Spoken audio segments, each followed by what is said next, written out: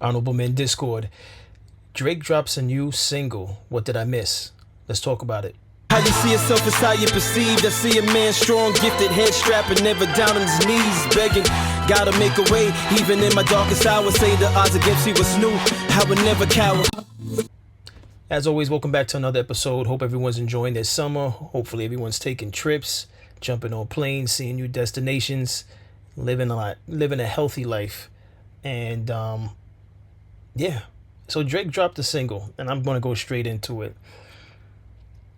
I'm a Drake fan. I've said that on different episodes. I'm also a Kendrick Lamar fan, but this is not about Kendrick Lamar. This is about Drake.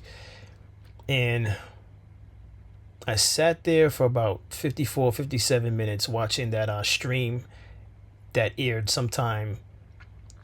Well, as of this recording, it aired about 2 days ago, right? Now, my first reaction, I don't know about anyone out there, but this is what this platform is. Let's talk about it. Let's discuss. Let's disagree, if need be. My first reaction was I like the fact that it was creative. Now, some people might have been saying to themselves, "Yeah, it could be creative, but why do we have to sit there and watch different scenes change like every 5 minutes?" Right? It's a creative. Presentation. I don't know how else to say it. I thought it was creative. I did get to a point, luckily for me, because I didn't watch the stream. I was able to watch it after it was already recorded, so I was able to fast forward after a while. But I thought it was interesting, in Drake fashion. He's done this before, I think, with Future, where I believe with Future he was in one of the videos. He was a garbage man or something like that, and then at one point I think he was a cook. So seeing Drake in a warehouse uniform, measuring ice and things like that, I thought it was creative. I like creative rollouts, however they may look, however they, in whatever nature the artist chooses to present it. I like anything creative. I don't like the generic rollouts. But with that being said, by the time the music video came on, which is what's behind me, and I'm going to play it without the audio as I talk, right? I said to myself, okay, Drake, clearly all that's been going on in the last few months has affected you. All right, you're human. So I'm not here to judge Drake on the fact that he's human. For those people that judge him because he's human, I think that's just idiotic in my opinion, because everyone is human. Everyone, even though they want to display a level of control over their emotions, everyone has a breaking point. All right, now put yourself in Drake's shoes for the sake of argument. If you're Drake and you're dealing with public scrutiny, this is what happened. This is part of what comes with fame. But if you're Drake and you're dealing with public scrutiny for everything you do, and especially someone that your quote unquote rival puts on a performance not only in the Super Bowl, but where you live in Toronto, and you see that it's a packed crowd, you're gonna feel some kind of way about it, right? Drake could act like he's unfazed, but realistically, you're gonna feel some kind of way about that, right? But that's not the issue that I have. The issue that I have is my concern for his well-being, his mental well-being. We can say he's all right. He can say he's all right if he said it before. But the fact of the matter is, when I see images like this, right, forget about the rollout, forget about the creativity with the title name being Iceman. When I see images of you performing with a bunch of guns on the floor, I'm concerned. I'm concerned because, first of all, we within the hip-hop community knows that there's a thin line between music and the streets. And when I say streets, it doesn't necessarily mean you have to be from the streets. When I say streets, I mean reality. All right. Now, there's a thin line between creative presentation and things spilling over to reality where individuals get hurt. So when I see images like this, I find it concerning. I also find it concerning that you're putting images like this out when you also have lawsuits going on because of the rival artist. No need to say his name. I said his name already. First of all, you're Drake. And what I got from the 54 or 57 minutes of the full entire stream was, it seems like Drake is saying one thing in his lyrics but displaying something else. The something else that I'm speaking of is the fact that he needs affirmation. And I'm not here to say that it's wrong that he needs affirmation, because it's 2025 and we live in a world where men and women alike don't admit that they're vulnerable. They don't admit that they have fear of rejection, fear of not being accepted by their peers. And it doesn't matter what your bank account is, these things are going to matter. You can say it doesn't matter, but when you feel like you're not accepted by your peers, when you feel like you may be rejected by your peers, for many it cuts deep. So my concern with what I saw from Drake is that entire stream seemed like he needed affirmation, and he needed his ego recharged by the people, whether it be people from Toronto. I mean, the fastest way to get some type of love from your fans is to do it in Toronto. Had he did it somewhere else, he may not have had people running up to the car. They may have ran up to the vehicle, the truck, I should say, but there was always that chance that there's a higher probability if he shot it outside of Toronto that he would have people saying things, unfavorable things. Now, ironically, there was someone who said something unfavorable, and I have that clipped up here. Let me go to that right now. Right? He clapped back at a hater who called him out in his own city. So where? So what then? I don't give a if you like me. So what then, big dog? Don't look away now. Pussy. Don't look away now. Don't look. All right, I'm going to stop it right there. Right? And again, I find these things concerning, and I'm saying this as a grown man. You know, never mind the fact that we're talking about an entertainer. I'm talking real life. At the end of the day, regardless how you feel about his music, regardless how you feel about him compared to Kendrick, and I said the name, I said I wasn't going to say it again, but regardless how you feel about how he compares to another artist, the fact remains what we're watching, to me, is someone who is definitely he's been taken out of character. All right. Now, whether he's going out of character on his own due to success, we could talk about that also. Do I believe he's going out of character due to success? Absolutely. Money changes people. And it's not just a Drake situation. Money changes people. Many times not for the better. All right. I just find this concerning, again, because you're Drake, right? You're talented. All right. Whether you have ghostwriters or not, you're talented, right? You don't need to display weapons all over the floor. That was never your brand.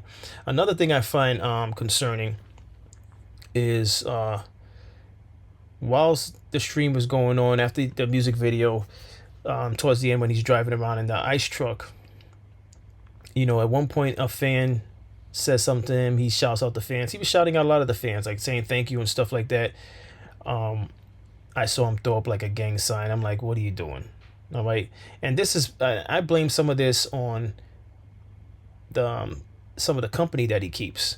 You know, now whether or not he had that type of company prior to becoming the big success story that he is now, this is the problem with aligning yourself with the wrong people, you know. But, you know, this could be a much longer conversation, because in the rap game, unfortunately, again, because there's a thin line between the art of doing hip hop, and no one even says hip hop anymore, they say rap. But, you know, there's a thin line between the artistry as a rap artist and reality, aka the streets. When you start doing things like that and throwing up signs and stuff like that, you're signing a contract that you can't necessarily tear up. You're taking yourself down an avenue that you may regret. And I don't like seeing him do that, because he's successful and he's talented. He does not need to display guns, right? He does not need to make subliminal or direct threats towards anyone, because, you know, you're talented. You're not one of these one-hit wonders. You have a slew of hits. There's no reason why you're doing that. So I didn't like the image of him throwing up looked like he was throwing up a gang sign. If I'm wrong, I'm wrong. Let me know in the comments I'm wrong. I could be wrong, but I think I saw what I think I'm 100% sure, or in the 90%, the high 90 percentile, sure I saw him put up like a gang sign. Why? Right? So why the guns? Why did you feel it was necessary to have the guns? Why you threw up the gang sign? Then at one point, towards the end, he starts speaking in like I want to say Caribbean patois. You're not Caribbean, Drake, excuse me. You're not Caribbean.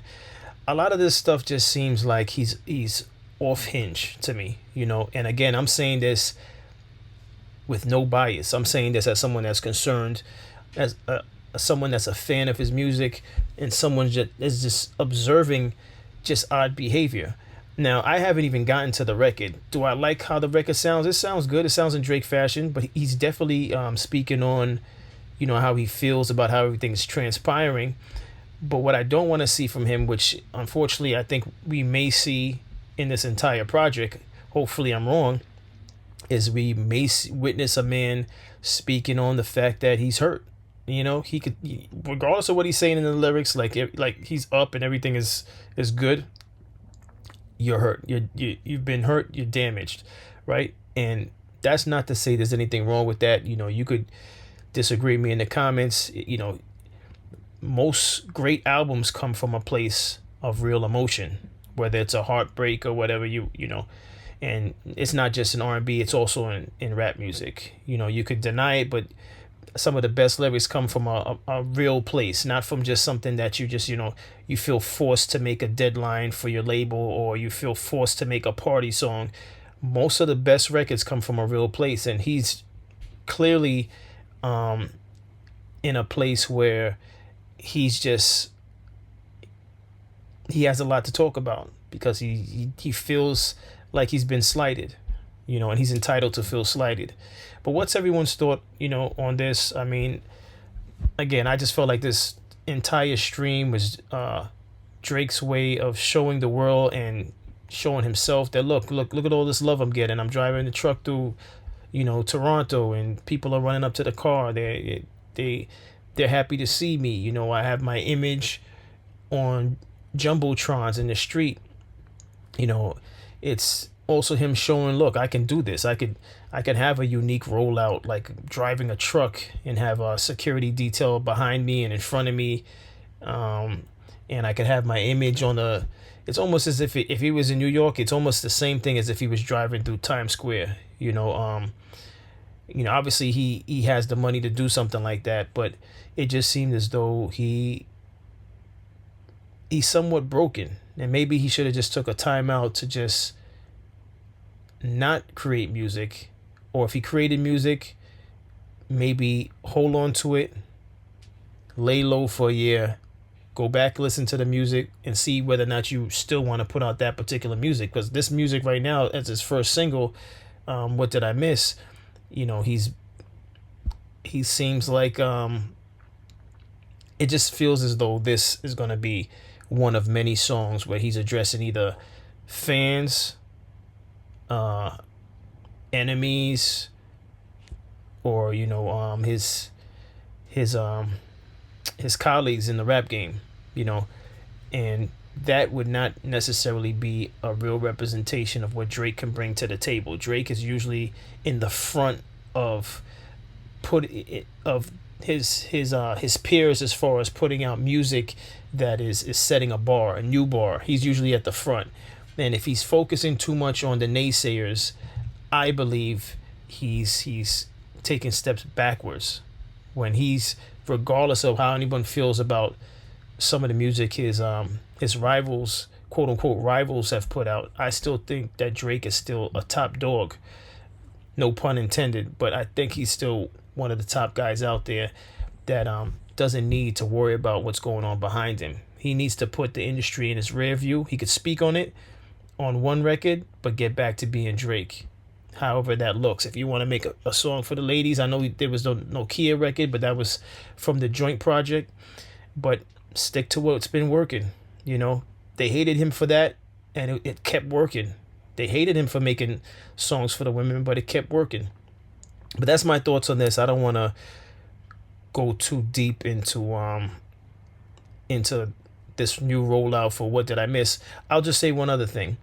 You know, with all that's been going on with the competition that's out there, you know, they were also getting on him for this viral moment where he posted a picture of himself in the mirror, and it shows his abs, and a lot of people were saying, oh, those are fake abs.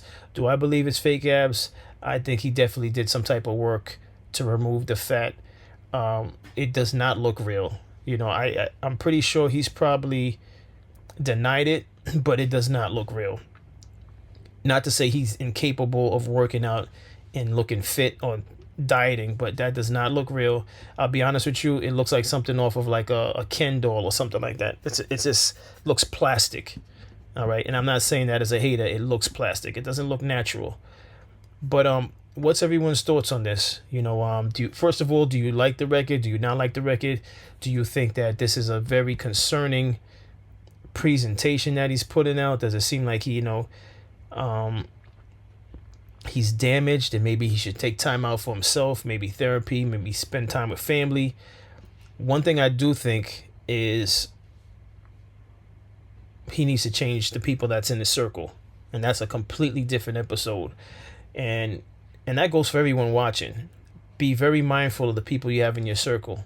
What purpose do they serve in your life? Does their purpose put you in a positive scenario, or does it put you in a negative scenario?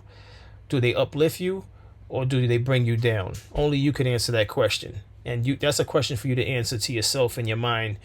Obviously not next to those people, because you don't want to offend them, but careful the company you keep. And that's the best advice I can give you all whilst wrapping up this video, because it could damage you. It could indirectly cause you to make decisions that you'll regret, and that also goes for people on his label. I mean, OVO is his label, I believe. If I'm wrong, correct me in the comments. I'm all for being corrected if I'm wrong with saying anything. But whoever gave him the green light to do this, right? Now, you don't want yes men in your circle either. So if there's a yes man, whether it be the director, whether it be an assistant, whoever it may be, I don't know who that person is or whom those people are, but whoever said, yeah, go ahead, shoot a video with automatic weapons laid out on the floor, that's a good look for you. You want people in your corner, and by all means, maybe someone said, no, you shouldn't do that, and he said, no, I'm doing what I want. That's a possibility also. But I really hope he has people in his corner, I should say, that are telling him sound advice, giving him sound advice, rather than just going with it because they have something to benefit from when he's successful, But that's my thoughts on this. What's yours? I'll see you in the comments. I appreciate all of you for tuning in. As always, hit that like button, hit that subscribe button, and I'll see you in the next episode. Take care.